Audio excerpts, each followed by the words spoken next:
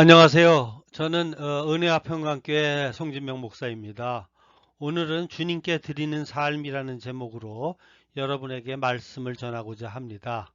성경 본문은 마태복음 26장 6절에서 13절입니다.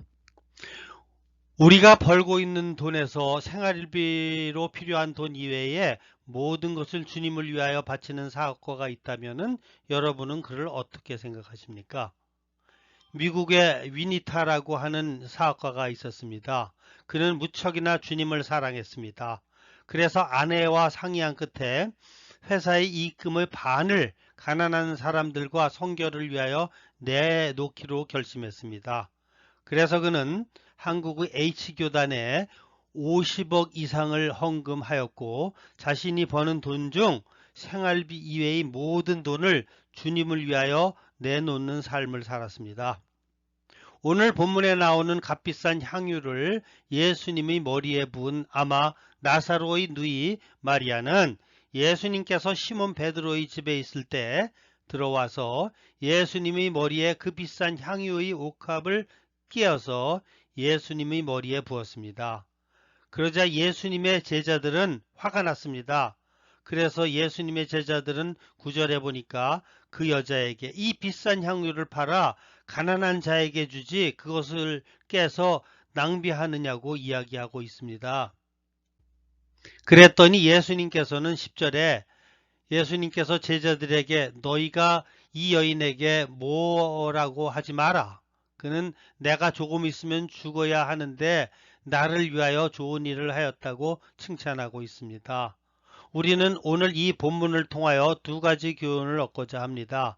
첫째는 우리도 이 여인처럼 무조건적으로 주님을 사랑해야 합니다. 사실 보통 상식적으로 생각하면은 제자들이 이야기한 것이 맞습니다. 비싼 약 300데나리온 되는 향유를 팔아서 300데나리온이라고 하면은 사람이 1년을 벌어서 모은 돈으로 가난한 사람을 도와주며 주님을 전하는 것이 예수님에게 향유를 다 붓는 것보다 훨씬 낫습니다. 그러나 예수님은 오늘 그렇게 이야기하지 않습니다. 지금 이 시기는 예수님께서 이틀 후면 우리 죄를 위하여 십자가에 달려 돌아갈 것입니다. 예수님께서는 제자들에게 그렇게 여러 번 자신의 십자가에 달려 돌아가시고 3일 후에 부활한다고 하셨는데 그들은 그것을 잘 이해하지 못했습니다. 그러나 이 여인은 자신의 오빠인 베드로 나사로를 죽음에서 살려주시고 그들 가족에게 대한 예수님이 사랑이 너무나 감사했습니다. 그래서 아무런 경제적인 생각 없이 가지고 있는 전 재산과 같은 향유를 주님을 위하여 머리에 부었습니다. 사람이 사람을 무조건적으로 좋아할 때 우리는 이것을 사랑이라고 합니다. 그러나 사람이 우리의 절대자이신 하나님을 맹목적으로 사랑할 때 우리는 이것을 예배라고 부릅니다. 저도 믿음 생활을 오래 하다 보니까 주님을 사랑한다고 하면서 전에는 무엇보다 우선하여 주님에게 시간을 내어 예배도 드리고 성경 공부도 하고 기회가 생기는 대로 전도하며 주님 이야기로 생활하던 때가 생각이 납니다. 그런데 지금은 목사가 되었으면서도 가장 좋은 시간과 가장 좋은 것을 주님께 드리기보다 남은 시간 그리고 주님보다 다른 것을 우선하고 나머지를 주님께 드릴 때가 많이 있습니다.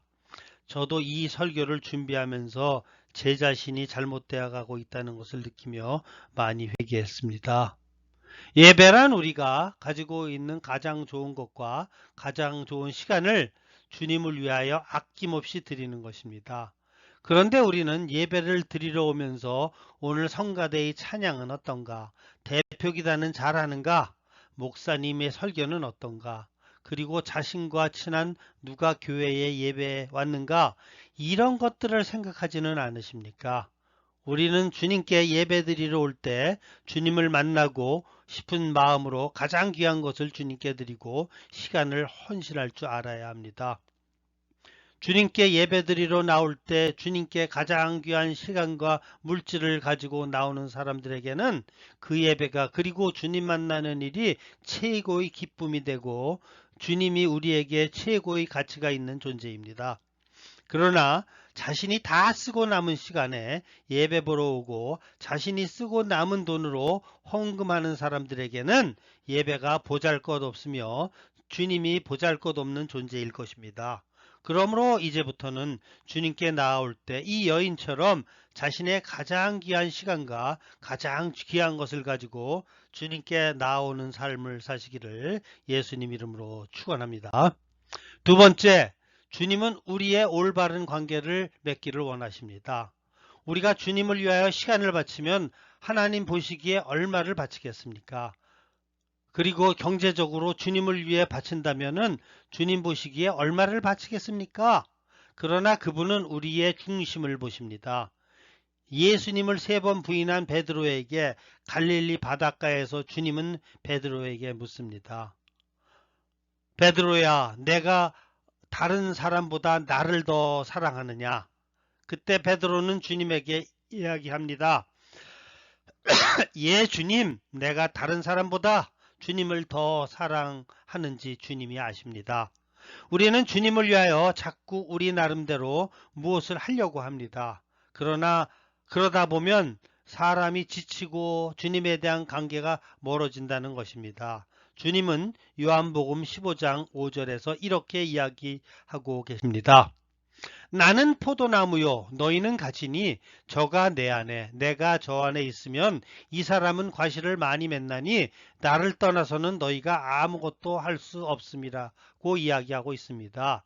주님은 우리가 주님을 위하여 무엇을 하기 전에 주님에 대한 올바른 관계를 요구하십니다. 오늘 옥합을 주님께 부은 여인은 얼마나 주님을 사랑하고 주님을 생각하면 자신이 가지고 있는 엄청난 것을 주님을 위하여 아낌없이 드리겠습니까? 그랬더니 그것이 주님께서 얼마 후 장사 지내러 가는 마지막 순간에 드린 장사를 위한 향유가 되었습니다. 그렇습니다. 우리가 주님과 올바른 관계를 맺고 있다 보면 주님은 그것을 통하여 주님의 일을 하게 하시고 많은 열매를 맺게 하십니다. 저는 지금도 주님과의 관계보다 내가 주님을 위하여 무엇을 할 수 있을까를 생각할 때가 더 많이 있습니다. 즉 제가 이것을 다시 설명하면 포도가 포도나무에 붙어 있어야지 포도의 열매가 굵게 맺힙니다. 그런데 이 포도가 포도나무를 떠나 포도나무를 위해 무엇을 할 수 있겠습니까? 그것은 그 포도가 열매를 맺기 전에 말라 죽을 것입니다. 그런데 우리들은 포도나무 되는 주님께 올바른 관계를 가지고 교제하기보다 주님을 떠나 주님을 위하여 무슨 일을 하기를 원할 때가 많이 있습니다. 그러니 앞으로는 주님께 온전히 기도하면서 주님께서 원하시는 사역을 기다리는 것이 올바른 길인 것을 깨달으시기 바랍니다. 그러나 주님은 그렇지 않습니다. 주님과 올바른 관계를 가지고 있다 보면 주님 안에서 많은 열매를 맺게 하십니다. 그러므로 우리는 내가 주님을 위하여 무엇을 하는 것이 아니라 늘 주님 안에 붙어 있어서 주님께서 기뻐 받으시고 주님께 쓰임받는 삶을 살아가시기를 예수님 이름으로 축원합니다. 아멘.